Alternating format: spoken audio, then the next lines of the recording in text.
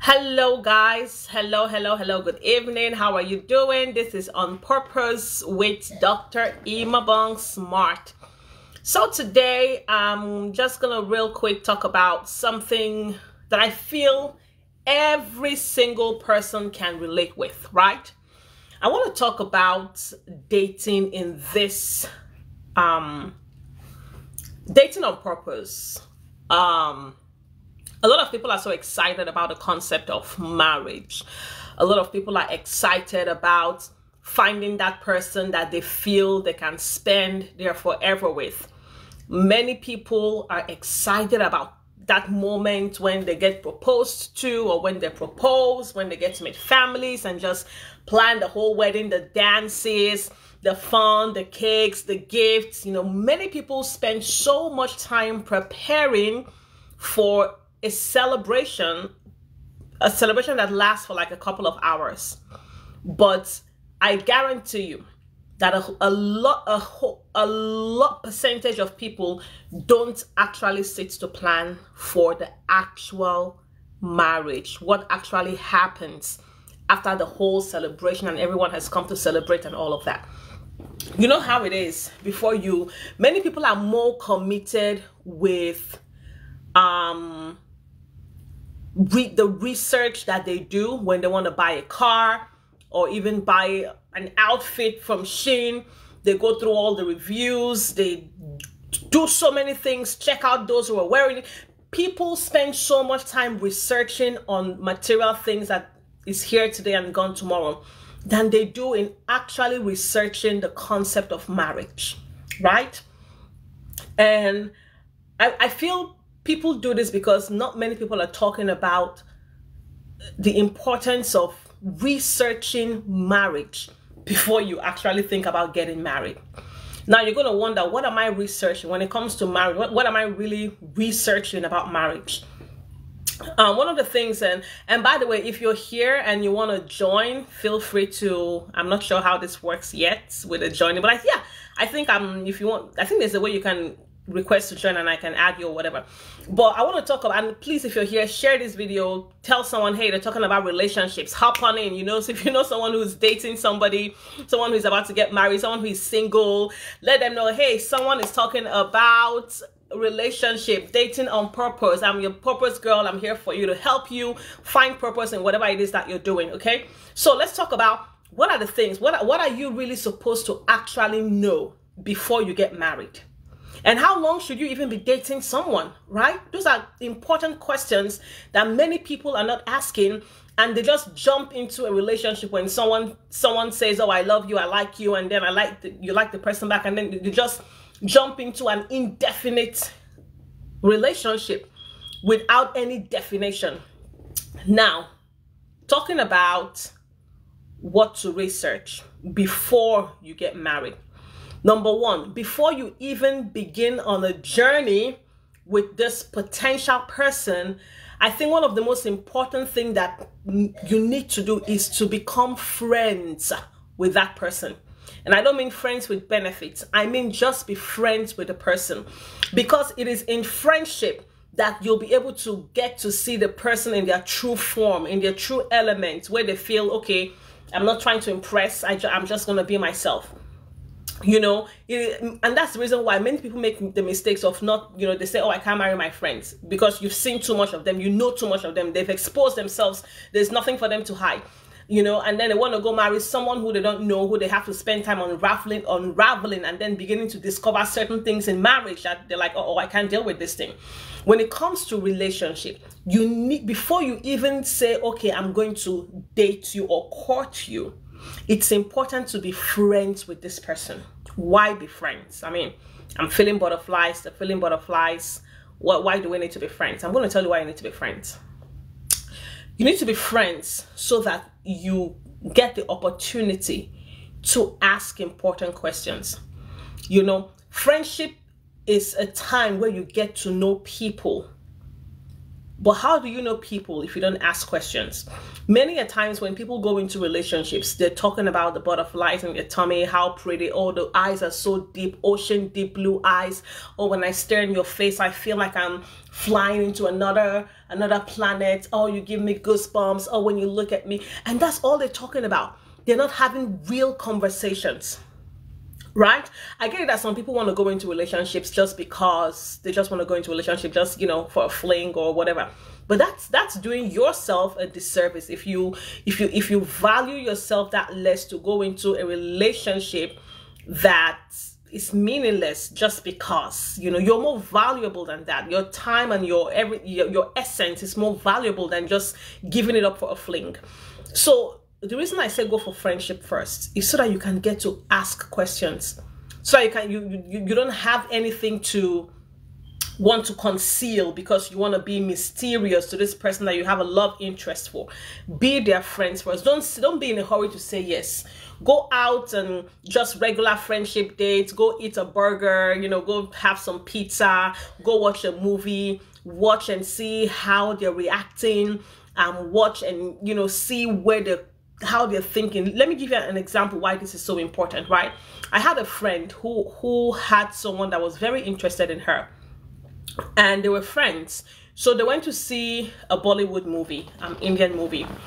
And while they were watching this movie, I think somewhere in the movie was about a girl who was being forced to marry a guy, and the girl was being controlled because she was forced, and the husband was subjugating her. And then while my friend was complaining about how they're treating the girl, the guy that she was with, they were friends with, that was interested in her, was like, of course she shouldn't have a say in this marriage. The man is the man and she shouldn't have a say. That was a red flag already. That while they're watching the movie, she's understanding the mindset of this guy.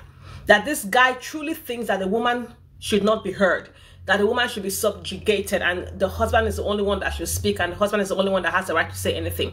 See, it was in friendship that she found out those little red flags that would have become a problem, but thankfully she didn't marry the guy. And that would have become a problem if she dated this guy. So don't be in a hurry to date someone because they asked you out or because you think there's something. If you really are interested, take the time to get to know this person. Be their friends.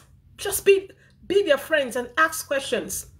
Ask about their past. Ask about their likes. Ask about the worst thing that has happened to them. Ask those questions. Just ask them questions. Get to know them. You know, don't let it look like an interview where it's all rigid and you're like, so tell me what's your credit score, you know. But just in that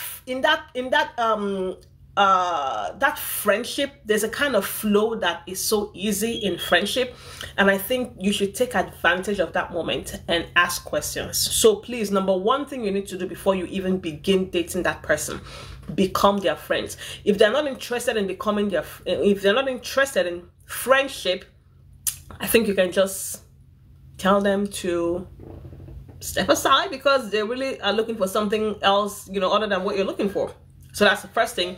Be their friends. Okay, the second thing you need to do is do your own research, right? While you're friends with this person, I'm telling you, the world is crazy. 2 weeks ago we had, actually not 2 weeks ago, last week we had a conference, a marriage and married and single conference here in Dallas, Texas. And somebody was saying how she was dating someone she did not know was an ex-convict. This guy literally was in prison. I think he was on parole or so when he was dating her, and she did not know. And there were some signs because things were so precise in the time he had to see her, the time he had to call her at a particular time every single day. You know, things were not adding up, but somebody else could see it. But she just felt, you know, he's very time conscious, you know, calling at a certain time every single day, you know. So she didn't do any research until one day this guy came into the house and was about to beat her up, molest her. She had to run for her dear life, you know. So do research. It's not a crime, okay? We live in a crazy world. People are crazy, you know. do some research, do some background check. I have a couple that came for that conference that they're married now, beautiful couple. But while they were dating, they did background checks on each other. They checked their credit score. They did everything because they didn't want no surprises. Because you may think these things are not serious, these things are not important. But when you finally get married, you'll realize that these things are going to be a pain in your neck. These things are going to turn out, these things that don't look like problems now will turn out later to become a problem. So don't be in a hurry. The relationship, there are people who are 60 who still have people running after them and who still have people to run after. So the men are not running away, neither are the women running away. They are there. So don't be in a hurry to just jump into something because you feel like you need to have something. Do your research. Do your research. Do the background checks, the credit checks, all the things you have to do. Go to their social media, scroll all the way down. We've seen people who have married, who are dating people who are married with kids. They're living double lives, and nobody knows, and they don't know. I mean, I've seen someone who was currently married with grown-up kids, like 4 kids.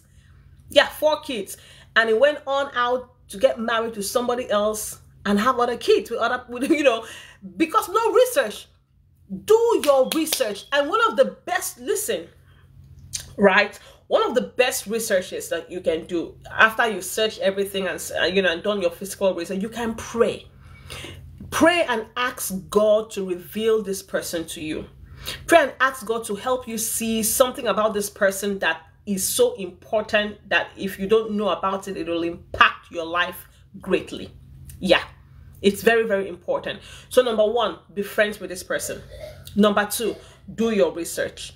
Number 3, super important, know your purpose. Know what your vision is. Know where you are going in life. You know why? Because if you don't know where you're going in life, the chances are you are going to tag along with the wrong person going the wrong direction. Right? So I say this because most people know me. It's what I do. Everything I do circles around purpose, right? I'm the purpose strategist. Eventually, you haven't discovered your purpose. You've discovered your purpose. You don't know how to develop your purpose or how to deploy. I'm the person you come to, right? If you don't know what your purpose is as an individual, the likelihood of you getting married to the wrong person is very high. You have to know your purpose, and because if you know your purpose while you are single, your purpose will help filter out certain kinds of people from your path. So it's not everyone who's going to come to you that you're going to say yes to, because you already know your purpose. And as a man, you're not going to run after or chase after any kind of woman, because you already have an idea of where you're going to.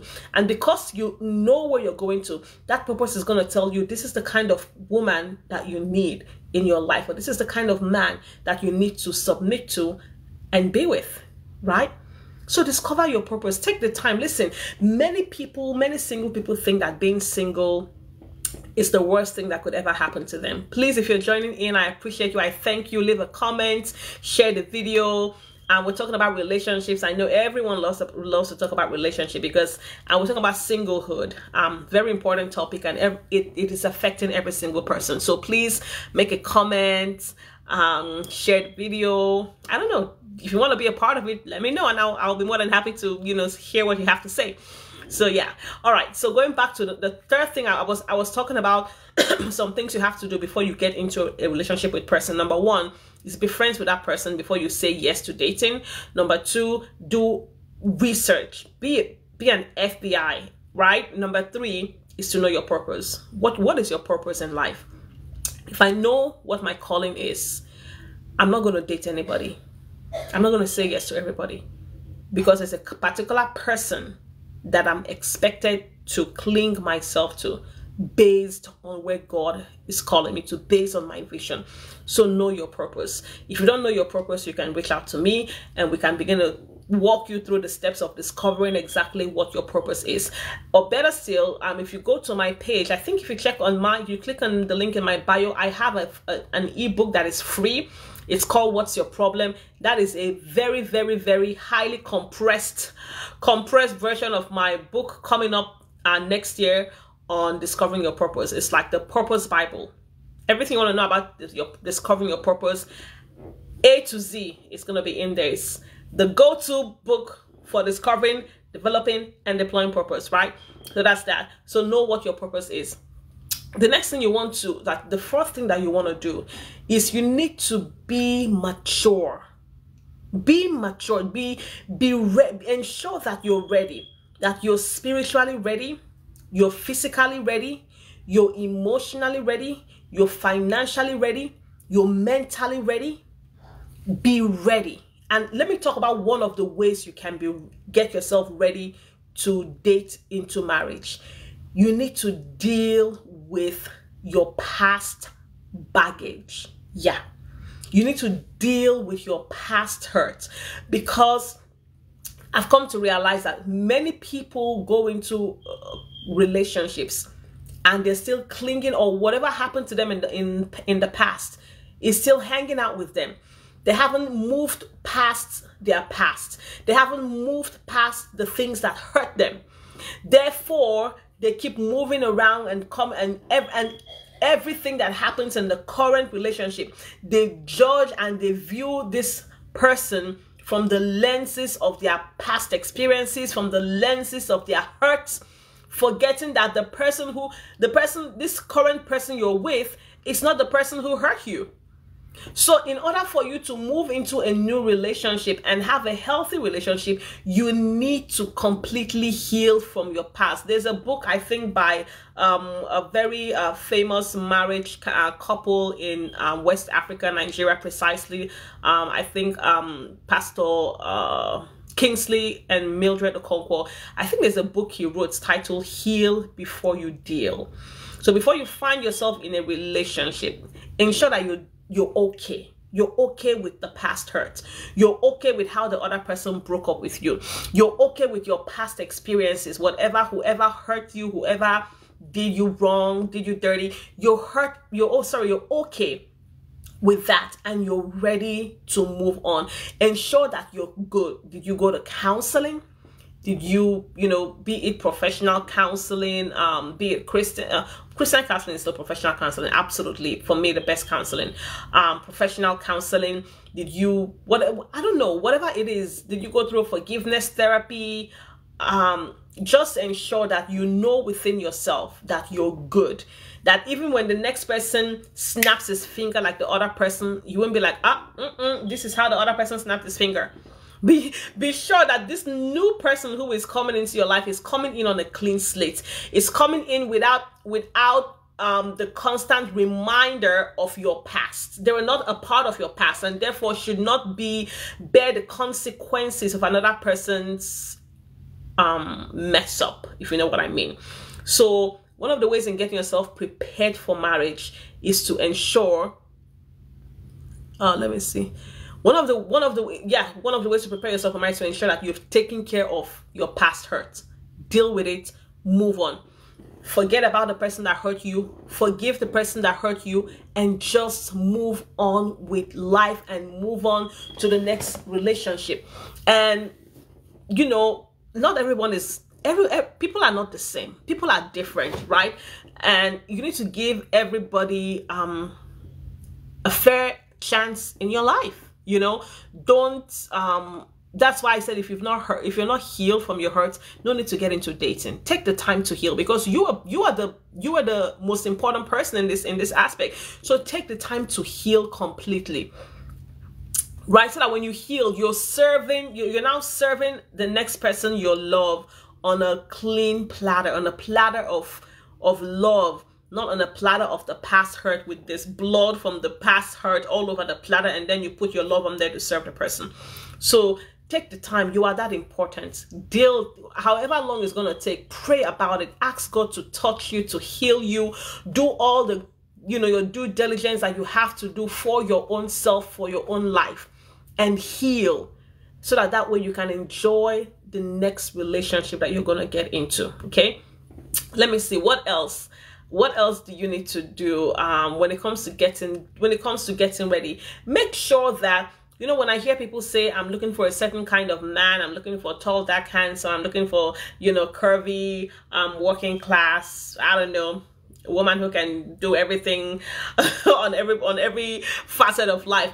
Ensure that you also meet up that person's expectations. I don't know how better to say this. That person that you're looking for is also looking for a certain kind of person, right? So if you're a man looking for a woman who is, you know, a prayer warrior, who is cooking, who earns 7-figure, I hope you can match that energy, right? I hope you can match what we expect her to bring to the table, so to speak. I don't like the word table. But if you're a guy who is expecting that kind of thing from a woman, can you, when you see that woman, are you going to drain her? Or are you going to match her energy? Are you going to match what she brings into your life? Are you going to be the one who, you want a woman who is making 7-figure and you're okay making, I don't know, 5-figure, and you know, you're not pushing yourself to do more, you're just okay? Are you looking for the woman who knows how to pray and hold it in the things of God, but you don't even know a single verse in the Bible? You can't pray to save your life, you can't do nothing? Whatever kind of person you're looking for, know this, that person is also looking for a kind of person. So ensure that you are able to match the energy of the kind of person you're looking for. You're able to match the personality, the successes, the achievements of the person that you're looking for. So work on yourself. Don't be a selfish person. Don't be a selfish person who is looking for what they cannot give. Don't be a selfish person who wants to collect what they can't afford to give. You're looking for a loving woman, but you're a woman beater. You're looking for a woman who will submit to you, but you can't love a woman. You see what I'm talking about? So don't bring someone into your life to demoralize them, to abuse them, to hurt them, because all you do is take, and take. Love is a two-way street. Relationship is a two-way street. As much as you're giving, you also have receiving, you also have to give. It's a two-way street. So don't be selfish in your relationship.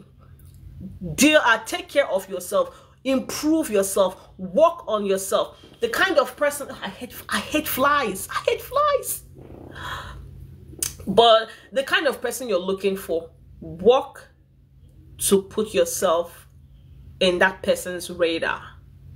So that way when you guys meet, it's not up looking down. It's you guys are matching. The energy is matching. The vibe is truly matching. You guys are speaking the same language in terms of mentally, spiritually, emotionally, okay? So work on yourself. You are that important. Don't just leave yourself and wait for some man to sweep you off your feet, or for some woman to just come and pray you out of the situation that you're in, you know? Everything is intentional. Getting married is not a joke. The rate of divorce is increasing. We have 60% of marriages ending in divorce. There's something wrong. That should tell you that people are missing something. And I'm here to teach you what those things they seem very minute, very small, but these are the key things that people are missing, and that's why we're having 60% of marriages ending in divorce. Another thing that I want to advise you against when you're dating someone, do not go in living together. That's a big no-no. Don't go in living together with somebody who you are not married with. Did you know that the person, and you know, when people say, oh, I'm doing this so I can get to know the person, do you know, according to statistics, that those who live together before getting married, they actually have the highest rate of divorce? Why? Tell me why. I know of someone who they dated each other for 11 years. 11 years they were dating, but they got married. Dating and living together for 11 years. But then they got married, and the marriage lasted for only 2 years. Why? What was the difference from that? What did they do different from the 11 years they lived together and the 2 years they got married? See, most people, you know, when you want to do something outside of the Creator's manual, because God ordained marriage and he had a manual for how we ought to do these things. So when you want to push God aside and do it the way that you think is better, it never ends right, no matter how normalized they make living together before getting married. No matter how normalized and how beautiful they make it, it is not right. It is not good for you, because why are you giving people the benefit of marriage and you're not getting married? Okay, so let me ask you now. So, okay, what's the difference?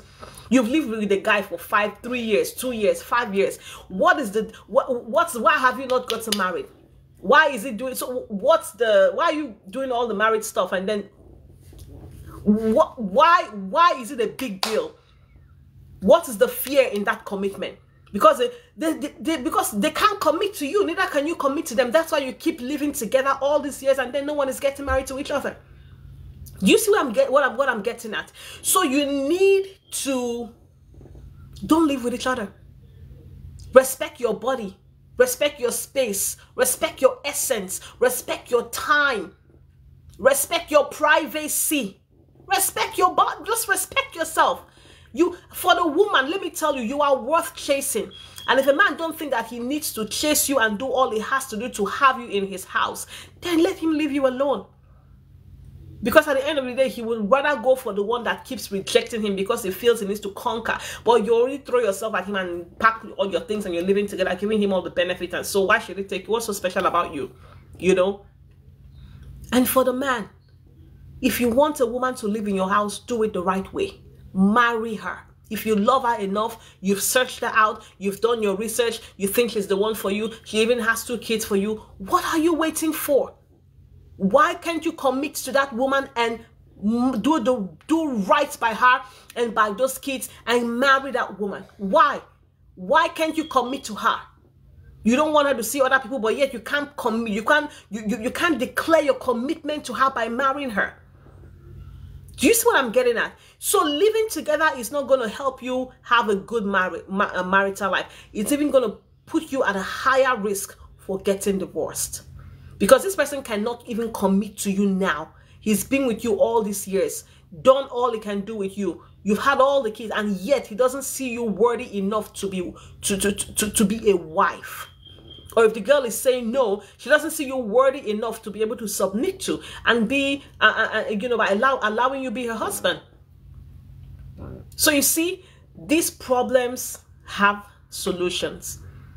Marriage is supposed to be a beautiful thing.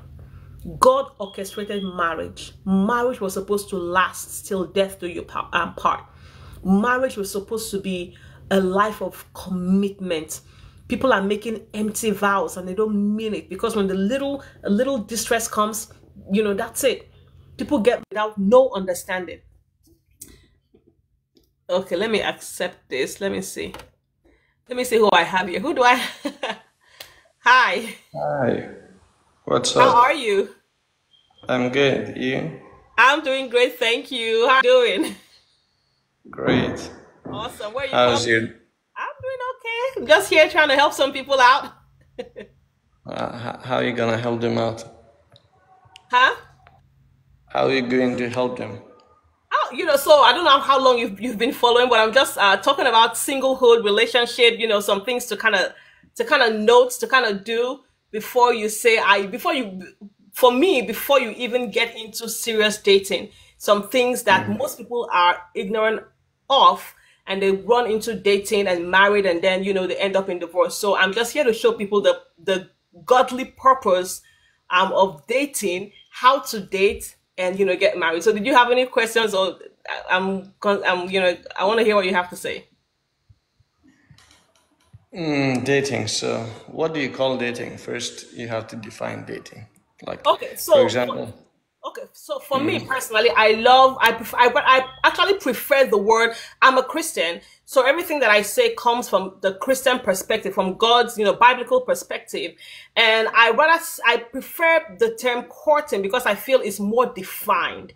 Most of the time when people go into in this generation, in this, era, in this whatever century, whatever you want to call it, most people go into dating indefinitely. They go into dating with no definition, no define what's the purpose of this. As a Christian, how we do it is when you see someone you like, and whatever it is, you've prayed about it, you approach the person or whatever, you meet a counselor, a marriage counselor. They just say, okay, is this what you like each other? Okay, so let's have a moment where You guys are friends. Don't rush into dating and invest in emotions. Just be friends. Talk to each other, just find out things. Don't rush into the butterflies and the blue eyes and, how they make you feel. Get to know this person first. And then in that talking period, in that, you kind of get to know if this person is it or not. And I've had my husband and I were I'm a life coach and also relationship coach as well. And my husband and I, we do this. We meet with a lot of single people. And so most of the things we talk about is from the experiences that we've had with a lot of single people, a lot of things that have gone on.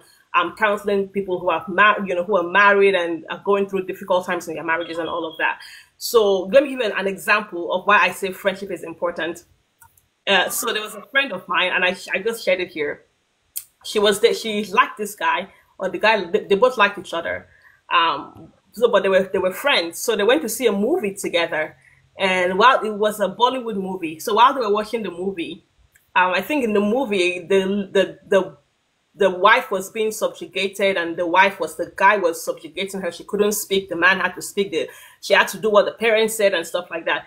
And so she was like, "Why are they treating the lady like this?" The guy said, "No, she shouldn't speak when the man is speaking." That was the dating phase, the friendship phase, and for her that was like, is this your mindset about women, and stuff like that. So it was from little things of friendship, because I believe as a friend, most people are more vulnerable, they're more loose as friends. I can do something crazy when I'm with my friends, as opposed to when I'm with someone, a love interest. So in friendship mode, people are more likely to free themselves and just express themselves. So it was in that phase that she realized, this guy, there's something fishy about this guy and how this guy sees women. So one of the things that I always tell young people, people who are dating, is to take the time to be friends. Don't rush into the butterflies. Take time just to know this person. So that's what I would consider the first dating phase, is that friendship phase. That's what dating is. So, from Christianity perspective, is dating before marriage is allowed? Yeah, that's that. So we don't call it dating. We we call it courting, because we feel like dating. People we're dating, my boyfriend. Boyfriend, what's the purpose of the relationship? We're just dating, But in true Christendom, they're supposed to have, what is the purpose? Why are you dating this person? Is it just because people date for 5 years, 10 years to no end? So we like to know you can't just jump and marry someone that you don't know, Some people do it, some cultures do it where they have like arranged marriages and stuff like that. But it's always good to kind of know, who you want to marry. And that's where that courting process comes in. So no, you can't just jump But into marriage. You have to know the person. but do you know that if you're dating someone, of course, after a while, like if they both like each other, they will go into this relationship where they can have sex or stuff like that. This is not allowed in Christianity, is it? Absolutely not. The Bible condemns. It's called fornication. The Bible condemns it. Sex before marriage, is highly condemned. Sex is a sacred thing that is supposed to happen between married people, and there's a reason why God designed it that way. So having sex before marriage is wrong. You're supposed to get sex is for married people, between one man and one woman. That is how God designed it, and that's how it's supposed to be. But how can you be sure that the girl and the boy, where they're going to the movies or sharing everything with each other, they cannot share the bed with each other? How can you make this one sure? No one can control themselves to that level that they can share anything they want, but they cannot have sex. Do you think that's possible? That's absolutely possible, and that's the reason why I tell you, as Christians, one of the key things that we have, or that God admonishes us to have, is called self-control. It's something where you have mastery over your body, where you have mastery over your emotions. And Let's that's the look reason, at and this that's the reason analogy. why we talk about no need for, because human beings at the end of the day we're flesh and blood, right? We have blood running through our veins, right? We have the emotions and all of that. And that's why we don't condone prolonged dating. That's what happens in prolonged, meaningless, undefined dating. Because you, as a for us Christians, we take purity seriously. We take honoring God with our bodies, we take it seriously. We take respecting the other person's body seriously. I know we live in a society where these things are normal. If you don't do these things, you're like, oh, you're crazy. When you see somebody who is celibate, the world has, the world has turned around. Before, in those days, when you see somebody who is loose, it's a thing of shame. But now, when you see somebody who is reserved, who protects their body, who is celibate, those people are laughed at. But there's a it's just like me. I have a child, and my child, I bought a car for my, I have the ability to buy my child a car who is 7 years old. And my child said, oh, I want to drive now because the car is mine. The car is yours, but there is a certain time for it. This thing is not going to run away. It's not going to run away. And you know the irony of it. What's your name again, please? What's your real name? Raf. Raf. R-A-F, yes, Raf. Okay, you know the irony of this whole thing, Raf, is that when people are single, we are begging them to wait till they get married to have, when they are married, we are now begging them to do it. You see the irony of this thing? It's not going to run away. If you love somebody, you wait for them. You honor their body. You honor your own body. That's what true love is. What people are doing now is called lust. It's not love. Love has the ability to wait. People think that sex is love. People can, then if that's the case, then people who are selling their bodies have all the love in the world. But people think that it's totally different. Love waits. Love honors the other person's body. Love honors your own body and honors the other person. Know that you are worth the wait. Right? I wrote a book. If you check on my bio, I wrote a book titled "Wait for It. What the heck is a rush for?" It'll help answer a lot of questions that you may have. Yeah. I really respect your perspective, but from my religion, I'm a Muslim. From my religion, it is forbidden for a girl and a boy to be in a room, like one boy and one girl. They cannot even be in a room together. I agree with you on that one. That is the starting point. That is the starting point.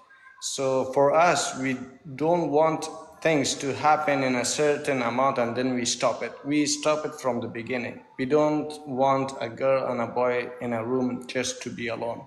Because as we believe that if there is one boy and one girl in a room, the third person is the devil between them that make things happen. So we are not totally to be in a room alone with a girl or with a boy, something like that. So I really respect what you're saying, and I believe that that's a true Christianity teaching, because I know a lot about Christianity too. So, but most of people today, even Muslims too, not just Christians, they think that they are belong to a religion, but they don't believe or they don't follow that religion to what the religion says. They just make themselves a new religion. I'm Christianity, but I eat this one.